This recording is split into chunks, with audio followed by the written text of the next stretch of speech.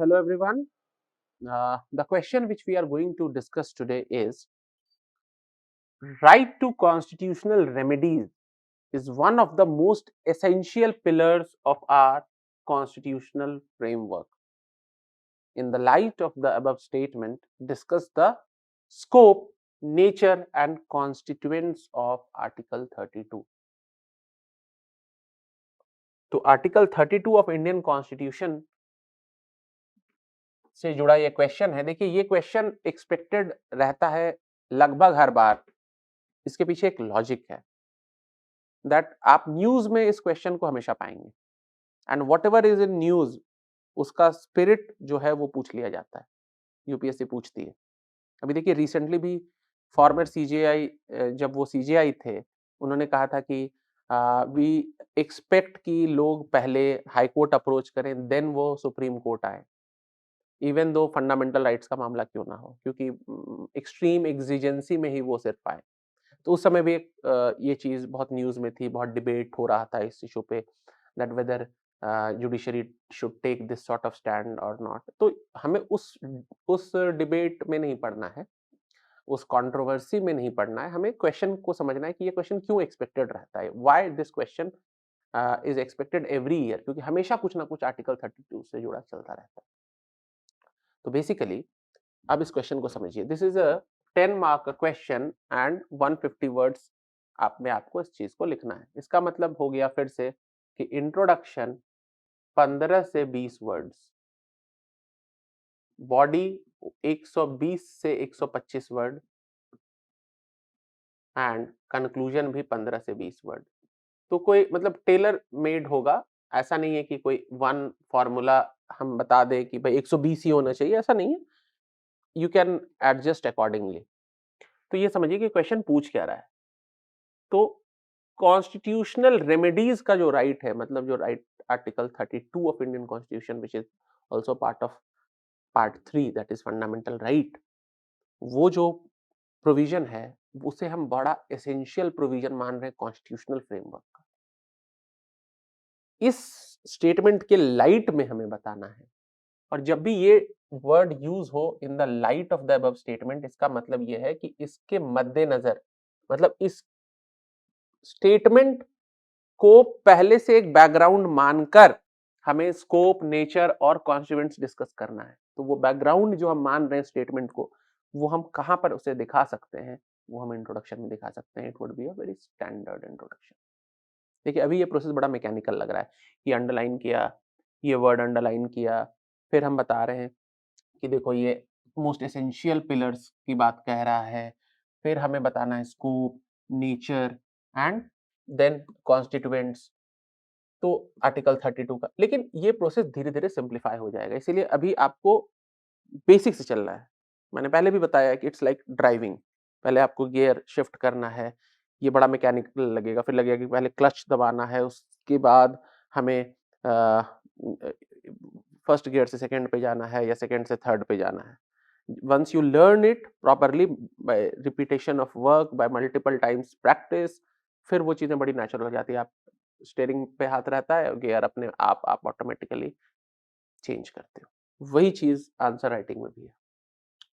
तो हमें in the light of the above statement जो है ना, इसी को पहले जस्टिफाई कर देना है इंट्रोडक्शन में।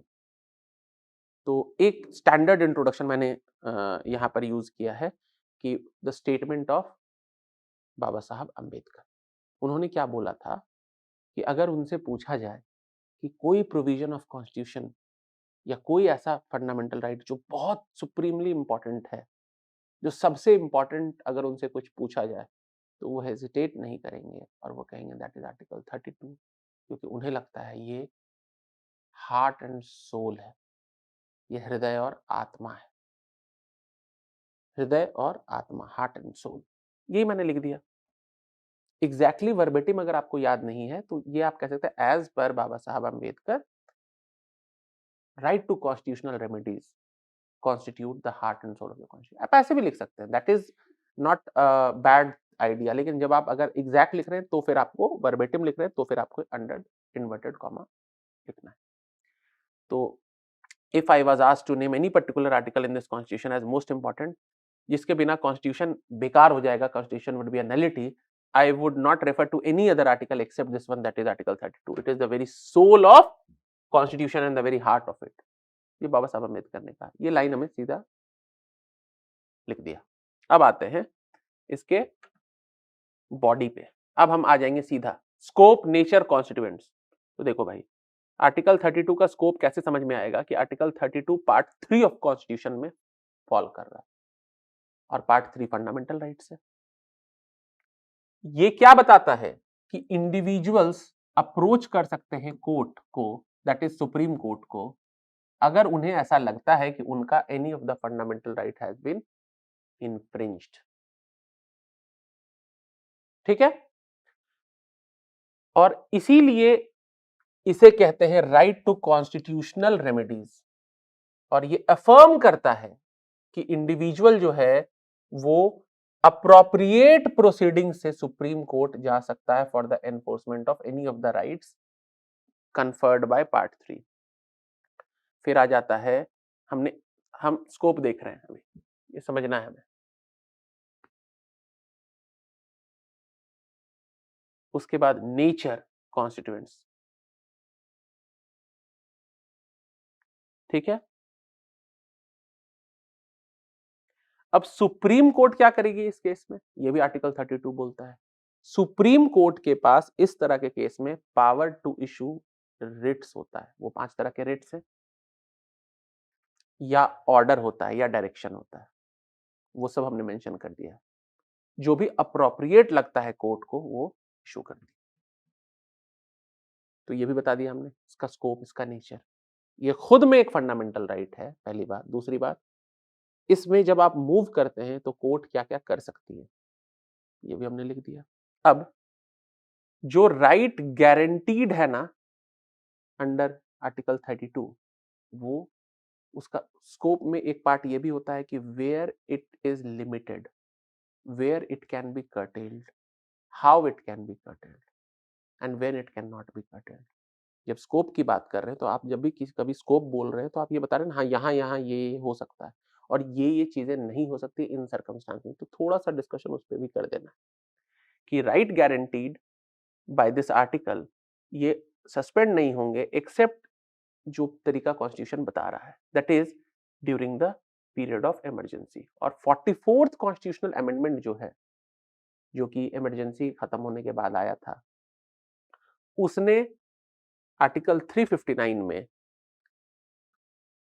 बताया कि प्रेसिडेंट जो है could issue order suspending the right to move any court for the enforcement of fundamental rights during national emergency। लेकिन उसमें 2 एक्सेप्शन की बात की गई है, that is article 20 and article 21। ये पोस्ट एडीएम जबलपुर केस है। तो आपने अगर इमरजेंसी प्रोविजन पढ़ा होगा कि कौन सा राइट, फंडामेंटल राइट इमरजेंसी में भी रहेगा, वो 20 and 21। इस चीज को हमें समझना है, इस चीज को मेंशन कर देना, क्योंकि हमें से स्कोप भी पूछा गया है, नेचर, एक्सटेंट, ये सब पूछा गया है। फिर हमने लिख दिया कि आर्टिकल 359 भी अमेंड हुआ, और वो होता है कि even during an emergency Supreme Court habeas corpus writs के लिए मूव किया जा सकता है। तो बड़ा कॉम्प्रिहेंसिवली हमने ये इन टर्म्स को कवर कर लिया है। अब इसे कंक्लूड कैसे करना है?